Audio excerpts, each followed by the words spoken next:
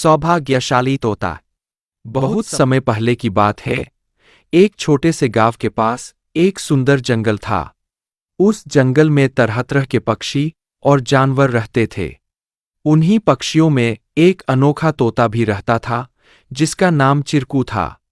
चिरकू को लोग सौभाग्यशाली तोता के नाम से जानते थे, क्योंकि जहां भी वह जाता, वहां कोई न कोई चमत्कार हो जाता या किसी की किस्मत बदल जाती। गांव के लोग मानते थे कि अगर चिरकू उनके घर आ जाए तो उनके जीवन में सुख और समृद्धि आ जाती है। चिरकू हमेशा खुश रहता और अपनी मधुर आवाज में गाने गाता।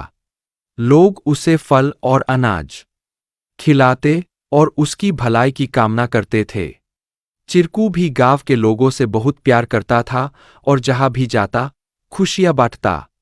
एक दिन गांव में एक गरीब किसान, जिसका नाम रघु था, बहुत परेशान था। उसकी फसलें बर्बाद हो गई थीं और उसके पास खाने को भी कुछ नहीं था।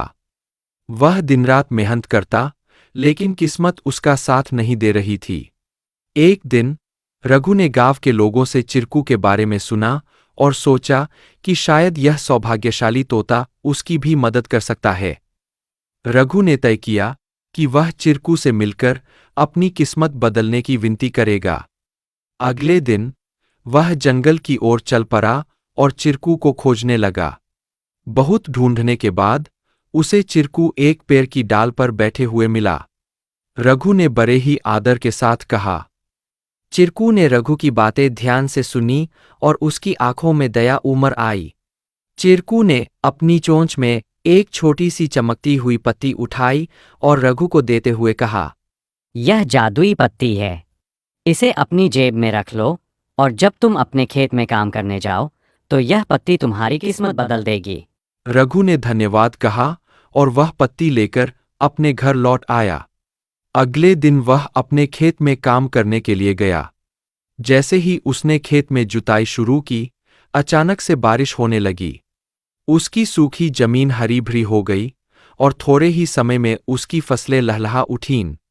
रघु की मेहनत सफल हुई और उसकी किस्मत सच में बदल गई। अब रघु के पास भरपूर अनाज था और वह फिर से खुशहाल जीवन जीने लगा। उसने गांव के लोगों को चिरकू की बुद्धिमानी और उसके द्वारा दी गई जादुई पत्ती के बारे में बताया। सभी लोग चिरकू की प्रशंसा करने लगे और उसे और भी अधिक प्यार देने लगे। लेकिन चिरकू ने रघु को एक बात कही थी। याद रखना, यह पत्ती सिर्फ तुम्हारी मेहनत का साथ देगी। अगर तुम मेहनत करना छोड़ दोगे तो यह भी अपना जादू खो देगी। रघु ने चिरकू की बात समझ ली और कड़ी मेहनत जारी रखी। धीरे धीरे उसकी स्थिति पहले से बहुत बेहतर हो गई। वह गांव के सबसे सफल किसानों में से एक बन गया, लेकिन उसने कभी यह नहीं भूला कि उसकी सफलता में चिरकू और उसकी मेहनत का कितना बड़ा हाथ था। कहानी से सीख। इस कहानी से हमें यह सीख मिलती है कि किस्मत भी उन्हीं का साथ देती है जो खुद मेहनत करते हैं।